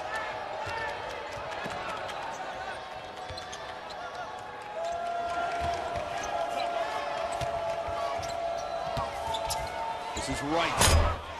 Floater won't go. Anderson the outlet. Hanlon. BC down by 4. Rayhan couldn't get the angle. And collected by Zana. And Joe Rayhan still scoreless, and of course trying to get on the board, but I think in that position he may have been able to get Heckman another look in the 3 from the corner. Newkirk to Zana, who got fouled by Heckman, who would not allow him to get that shot away and a chance at a 3-point play. Enter for a chance to win a VIP trip to the 2014 ACC Men's Basketball Tournament. Compliments of Haviland. The official motor oil of the ACC. You'll have access to VIP hospitality and get the chance to hang out with Richard Rawlings of Gas Monkey Garage and Discovery Channel's Fast and Loud. Enter today at theacc.com/Haviland. I tell you what, the graphic says you can sit shotgun with Richard Rawlings. Well, I'm going to be in the back seat, because that's my guy right there. I watch Gas Monkey Garage, and I'm a big fan, so therefore I will be around them. As you see, the officials are checking out here. They're looking to see if there was any extracurricular activity right here with Heckman on the foul, but it's a basketball play, simply not wanting to leave Zana to be able to get an opportunity at the rim for a 3-point play. But that's a clean play by Heckman. Come down, he makes a basketball play and really is reaching for the ball with the left hand. Their arms subsequently get tangled up, but you saw the left arm of Heckman come over the top and try to swipe at that basketball. This is the closest Boston College has been since 14 minutes left in the first half. The Eagles back in this one and trailing by just 4, but Zana will be at the free throw line for Pittsburgh. A doubleheader coming up Saturday, first at noon. Ryan Brown and Miami head north to take on the conference's leading scorer, and that is T.J. Warren and NC State. They're taking on North Carolina tonight. Then at 2:30, number 19, North Carolina, and Marcus Page take on Jarrell Eddy and Virginia Tech in Blacksburg. Find more information on how you can watch the ACC Network games on TV and online on the official ACC mobile app or theacc.com.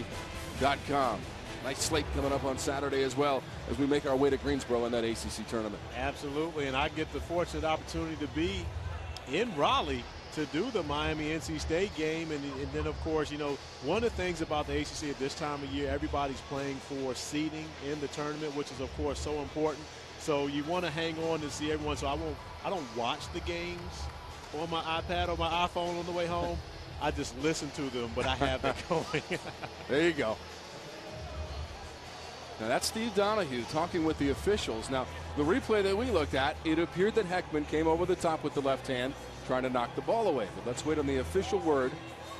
Yeah, I could have gotten that wrong because Steve Donahue does not look happy about whatever it was they told him, and that's going to be a flagrant 1 foul by Heckman. Maybe they saw something that I didn't see right there, but and again, there are different rules, and they have to, the officials, you know, have to call it based upon the rule, not necessarily from what I look at as a basketball player. Of course, that's not much of a foul for me as a basketball player growing up and playing in this league. However, the rules are the rules, and they have to do their job in enforcing them, and they maybe felt as though there was excessive motion there as Heckman was coming down, swiping at the basketball.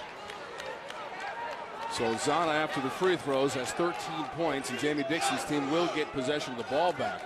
So this is a critical juncture in the game. Mark this one down, 8:03 in the flagrant 1 foul going against Patrick Heckman as he tried to defend Talib Zana underneath the basket. And that's a big play because it could end up being a 4 or even 5-point possession for Pittsburgh. And we just mentioned this is the closest Boston College has been since 14 minutes left in the first half. And if they're able to give up a score here, that separation becomes much greater. Patterson. Pittsburgh runs it down. Wright tried to go right back to Zana, intercepted by the Eagles. Not sure why Cameron Wright was in a rush to get rid of the basketball there. That's one he could have dribbled it on out and continue to burn more clock for the Panthers. Olivier Hanlon, who has gone over 1,000 points in his career tonight, leads the way with 20 points for BC. 26 times this season he has gotten to double figures, 7 in a row. Rayhan open for 3. Rattles out. Zana has the rebound. Joe Rayhan still unable to knock down the shot, and that's one of the reasons why BC has struggled, because they haven't been able to be very successful at all from beyond the three-point arc, and that's one of the staples to what they do offensively. 3 of 13 from long distance tonight for Boston College. And 13 is a low number, so you think about the fact they just really haven't gotten many looks. You got to give Pitch D credit for that. Zana got fouled again off the pretty pass from Robinson, so he'll be at the line when we come back. We'll return after these messages from your local ACC station.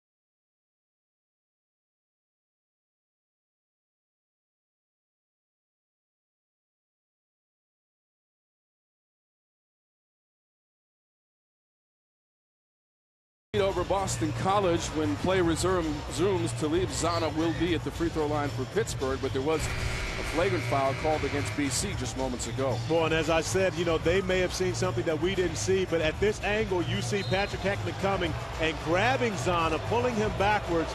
The left hand coming down was a play on the basketball, but it was really more so about the action with the right hand, where Heckman was, where the flagrant foul came from. Of course, not letting go and then wrapping him up. The left hand looked legit from the angle we had before, but that angle shows that I agree with the officials. That was a flagrant foul. So it's Zana at the free throw line. He is 3 for 3 from the line on the night. Pretty good for a 62% free throw shooter for the season in Talib Zana.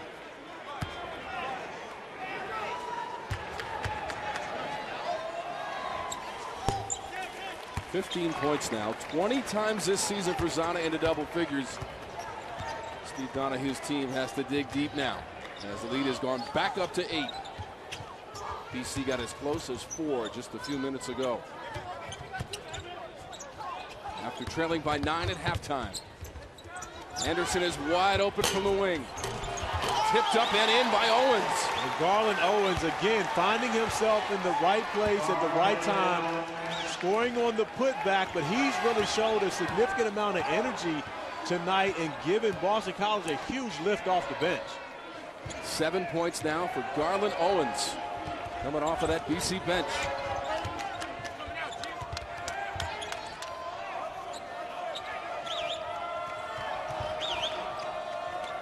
Pittsburgh shooting 50% for the game, above that season average of 46%, fourth best in the ACC, but the shot clock now down to 3.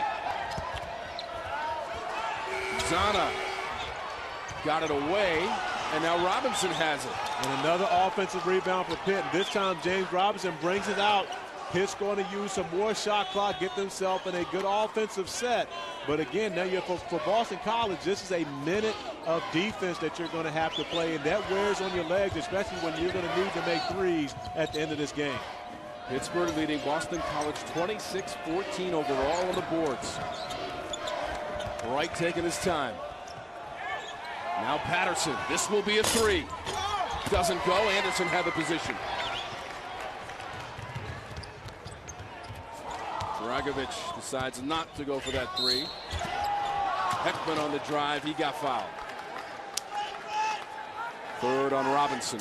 And good attack by Patrick Heckman and finding a way to get to the free throw line, but more importantly, stopping the clock for Boston College and allowing them to set up opportunities. I don't know if they'll come at Pitt with full court defense right now, but it is something that Coach Donahue and I talked about earlier in the day, where he will use some full court opportunities, because one, Pitt has not done a great job handling the basketball tonight, and they have been surprised by full court pressure before this season. Heckman now with 11. That includes 2 3-pointers in the second half for Patrick Heckman.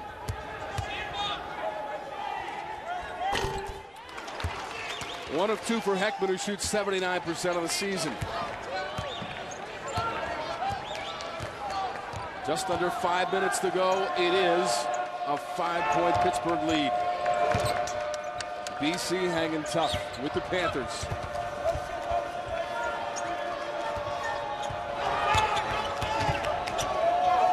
Patterson trying to work on Owens. Nifty dribble, and it got blocked at the rim.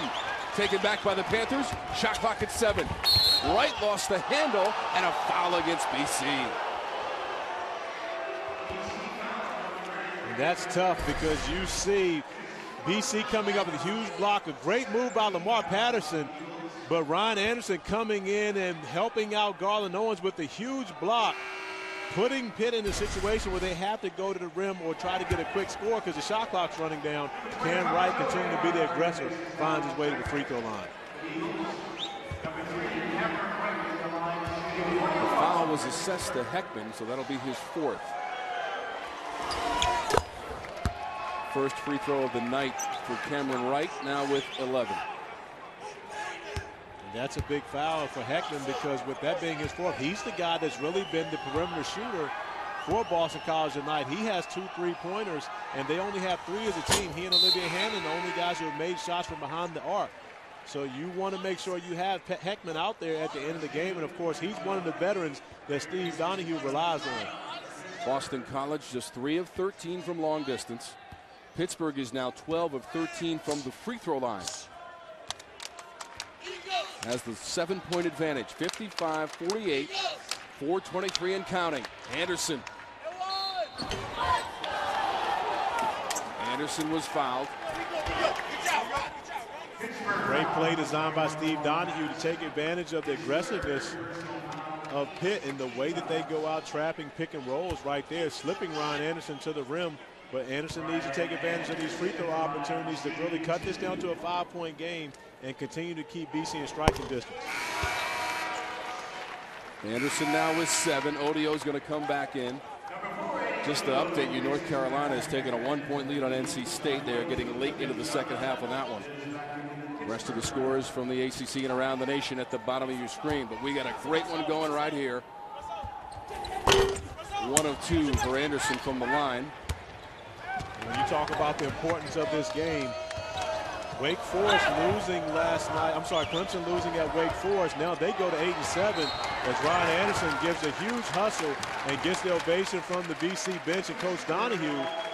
But Clemson goes to 8-7 last night by losing at Wake Forest. Right now, Pitt at 8-6 has an opportunity to separate themselves and put a little bit of distance between them for that 5 spot and seeding in the ACC tournament.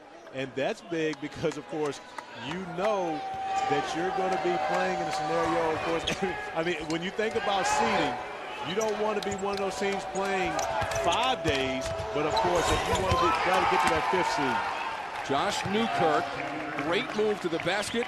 First bucket of the game for Newkirk. And a timeout taken by BC.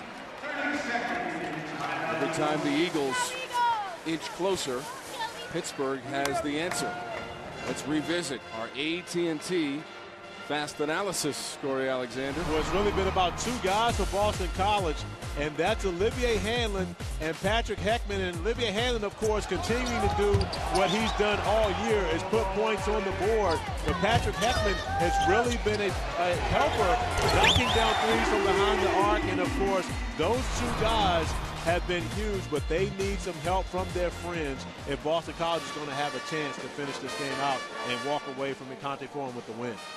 Hanlon has 1 3-pointer. Heckman has the other 2 for BC.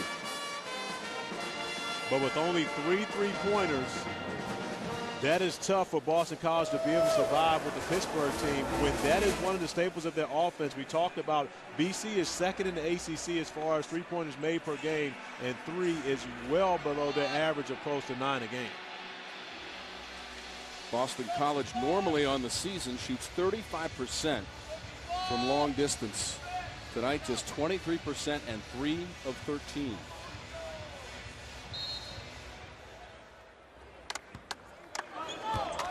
Eagles down by 8. 3:40 to go in our game.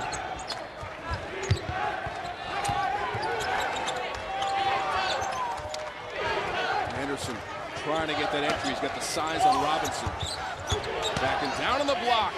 Anderson got fouled. Back to the free throw line for number 12 in white. When we come back, it is Ryan Anderson, the junior from California, at the line for BC.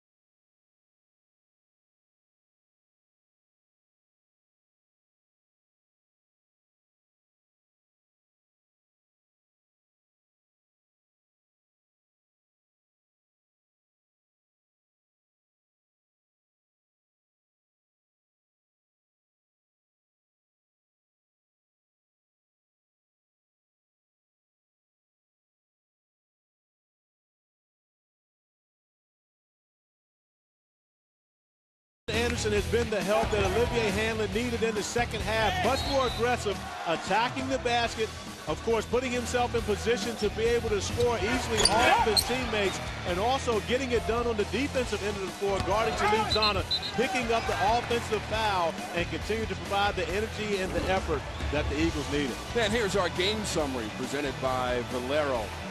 Both teams shooting the basketball quite well tonight. The second chance points dominated by Pittsburgh. Look at Boston College off of the turnovers with 22, Corey. And Boston College doing a great job converting those points off of turnovers.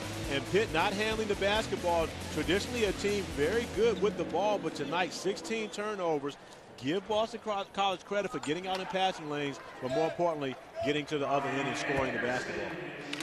Ryan Anderson, 3 of 5 from the line so far in the game with a couple here.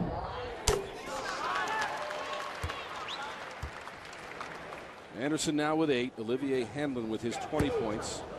Leads the way for BC. That's the 10th time this season Hanlon has gone for 20 or more.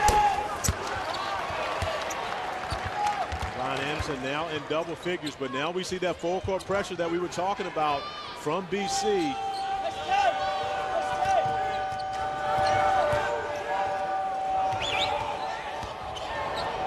Patterson, right.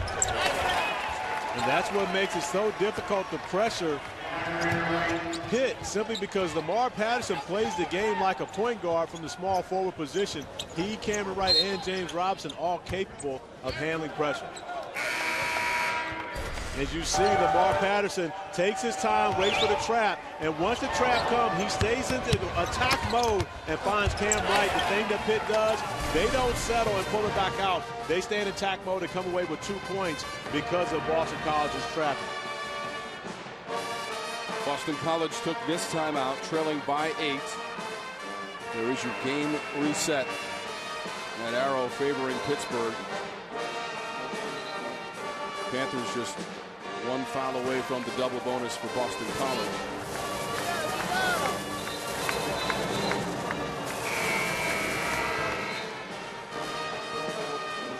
The Panthers have been fixtures in the NCAA tournament 11 of the last 12 years, and here's the resume for the Panthers in 2013-2014. Well, the thing about Pitt this year and what people are talking about, of course, they already have 20 wins, 8-6 in the ACC.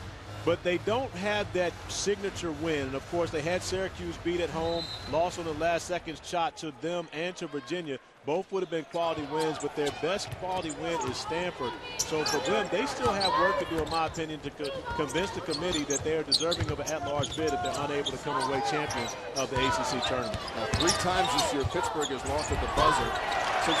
Cincinnati also beat them for the last-second shot. Hanlon out of 22 points on the running layup.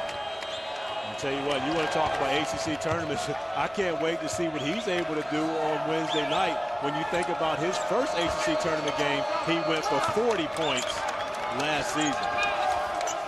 Set a new freshman record in that first-round win against Georgia Tech. I'm sorry, was that 41 points? I don't want to shortchange him. Hey, believe me, when you get that many, you got to list every one of them. What a performance that was. BC down by 6. Zana's got a chance. That a 3-point play, old school style. But it's a great pass by Cameron Wright, and just as we talked about before, you have so many playmakers out there. Cameron Wright handling the basketball, the look away, and to leave Zana understanding that it's going to be challenged, the pump fake, and being able to finish through the contact. Foul was on Hanlon with Zana at the line. Zana has not missed from the free throw line. 6 of 6. And he's been really good here this evening, and we've talked about what Lamar Patterson has done, but of course, to leave Zana, not only his scoring, but his rebounding, he's been a huge plus for Pitt. Heckman for 3. And an immediate timeout taken by Steve Donahue. And just like that, the game is back to 6. Patrick Heckman being able to be the guy found in the corner all night.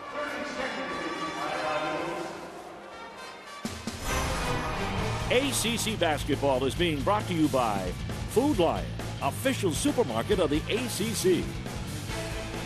By Geico, official corporate champion of the ACC. By BB&T, official bank of the ACC, member FDIC. By Toyota, official corporate champion of the ACC. And by AT&T, official wireless provider of the ACC. Boston College trying to cut into this lead of 6 by Pittsburgh. This will help. Patrick Heckman, 3rd 3 of the game for him. Well, growing up in the hood, hanging out in the corner wasn't always a great thing, but for Patrick Heckman, it's been huge tonight. 3 corner threes now, and of course, his teammates know where to find them, and he's been the benefactor of some great passes, but knocking down big threes. Heckman, 3 of 4 from beyond 20 feet 9 inches. 22 made threes on the season for Heckman. And the BC offense will get a chance here over and back against Pittsburgh. And the pressure works. Steve Donahue is able to come away with the turnover because of pressure. A great job defensively. Lamar Patterson taking off from the front court, coming back into the backcourt where he catches the basketball, resulting in the backcourt violation. Now BC has a chance to cut deeper into this lead. Just for a little historical perspective, Boston College has not won in this series since 2001. As we get a foul against Pittsburgh, it will be on Wright, second on him. And that puts Olivier Hamlin at the free throw line. And again, for Boston College, if you can stop the clock, convert your free throws, and then set up your full court pressure, that's the win-win, because they were able to catch Pitt off guard on the last possession. Hamlin gives away an opportunity on the first one. Still, if he's able to take care of the second one, it's a 5-point game, and they can set up their pressure. And again, Pitt hasn't handled the ball extremely well tonight. So from that standpoint, it gives you hope if you're Boston College that you may be able to turn them over.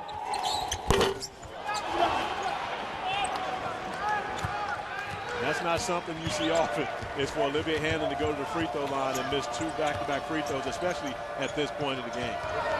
Olivier Hamlin, 82% on the season, but comes up empty from the line for BC. Closest the Eagles have gotten here in the second half is 4. 1:22 to go. And down by 6 for Boston College. Robinson has not scored tonight. Zana got it back and laid it in. And that's kind of been the story of the game for Pittsburgh. Just throw it up there and let's go get it off the glass and put it back in for second chance points. Hamlin, a tough shot, and he got fouled. What a drive by Olivier Hamlin.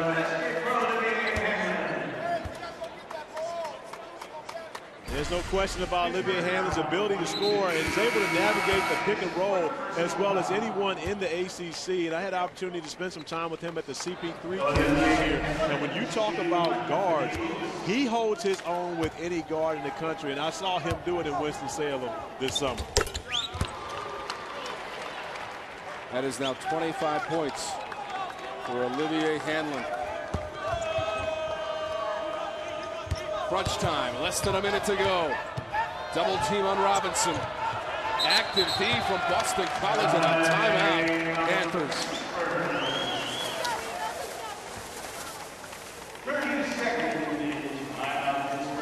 That is the way you defend in the backcourt. Absolutely, and of course, once the offensive player turns his back, that's when you want to come get him. That's the old run and jump is what it's called. And right there, Jamie Dixon calling the timeout, understanding that James Robinson was in trouble right there, and Boston College doing a great way taking away his pass options. A great call by Jamie Dixon because it looked like another turnover was on the way for the Panthers. Once again, that reset. Double bonus for Boston College. The arrow favors Jamie Dixon and the Pittsburgh Panthers, trying to extend their winning streak in the series. Again, the teams have not played since February of 2005. They first met back in 1959, and the rivalry continues tonight, though, with a different conference affiliation, both members of the Atlantic Coast Conference. BC hasn't beaten Pittsburgh here at Connie Forum since January of '97. Can they come back and do it tonight? It's going to be a foul as Robinson was handling for Pittsburgh. I'll tell you what, that's not what they wanted, though. And, of course, Garland Owens coming up just being aggressive in the trap. But they had Pittsburgh in a bad way once again, and now they send Pitt's best free throw shooter, James Robinson, a career 82% free throw shooter, to the line. And, of course, he's used to making big free throws at this time of game. He has not scored in the game tonight. Boston College with a chance. Pittsburgh maintaining a 5-point lead. Right on. Owens came flying in. Anderson had to get back in bounds. Loose ball. 2 players go to the deck. It's a held ball situation, and it will favor the Pitt Panthers. And that's unfortunate because Ryan Anderson had gone out of bounds and didn't feel as though he could touch the basketball, so he was trying to communicate to Eddie Odio to pick it up. as it comes across. Anderson out of bounds, doesn't want to touch it. Even though he does touch it, but he was trying to communicate to Odio to grab the basketball, even though he does get a hand on it because he didn't want to allow the Pitt defenders to catch the basketball. 32.5 seconds to go. The shot clock is off. Pittsburgh has been so good on the road this season, 4-2 in the ACC. Looking for that road win against BC, and Odio collides with Newkirk.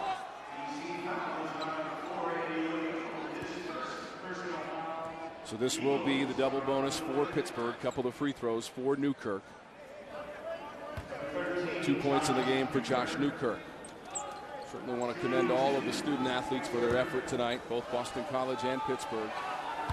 Putting on a great shooting show for us overall. Unfortunately for BC, it normally makes about 8 threes per game, Corey. Just 4 made threes in the game for Boston College, while Pittsburgh has shot 50% overall. Well, and that's been the difference. You know, BC lives off of those threes. About 45% of their shot attempts are from beyond the three-point line. So tonight they really just kept it inside the line. They got great penetration from Olivier Hanlon, and they made some good plays, but they were unable to really stretch it from beyond the arc. Final 20 seconds. Hanlon. Zana comes up with a rebound, and he'll get fouled by Boston College, although Anderson thought he was just grabbing for the basketball. He will get the infraction. So Zana will go to the line. He hasn't missed tonight, and he'll have 2. In ACC play, Lonnie Jackson from Boston College is the leader in three-pointers made per game. He did not make a three-pointer tonight. And that really kind of tells the story of what was going on with Boston College. He only attempted 1 shot, 1 3, and he makes 2.5 three-pointers per game in ACC play. First miss of the night for Talib Zana, now 6 of 7. Here's what lies ahead for the Panthers. Well, and what's important is you think about the fact that it's NC State and Clemson, that Pittsburgh is right in the middle of the pack with, looking for that 5 seed. And if you're Pitt, you really need to come away with all 3 of those wins. Well, of course, with this one, that would give you 4 in a row heading down the stretch after this 3-game losing stretch. That the 1,000th point in the career of Talib Zana. Heckman got the offensive board, and he'll get some free throws. So Zana now has 21 points. Heckman with 15 will get a couple of free throws for Boston College. Great game from Talib Zana. 7 of 10 from the floor, 7 of 8 from the line, 21 points, 6 rebounds as well for Zana. Only 6 rebounds? That's I tell you what, look at he the was board. slacking tonight, huh? Congratulations to that young man. You talk about a redshirt senior. He and Lamar Patterson both, and both those guys now over the 1,000-point scoring club at Pittsburgh. And they have an opportunity really to come away as 2 of the winningest players in Pitt program history. Final seconds as Heckman missed them both. The clock will run out on Boston College, and Pittsburgh goes on the road and wins it over BC 66-59. Win number 21 on the season for Jamie Dixon. Our next telecast Saturday at noon, Miami will be in Raleigh to take on NC State. Then at 2:30, North Carolina at Virginia Tech. That's all from Chestnut Hill. You've been watching exclusive coverage of ACC basketball on the ACC Network, an exclusive production of Raycom Sports. For Corey Alexander, I'm Tom Wormy. So long from Connie Forum.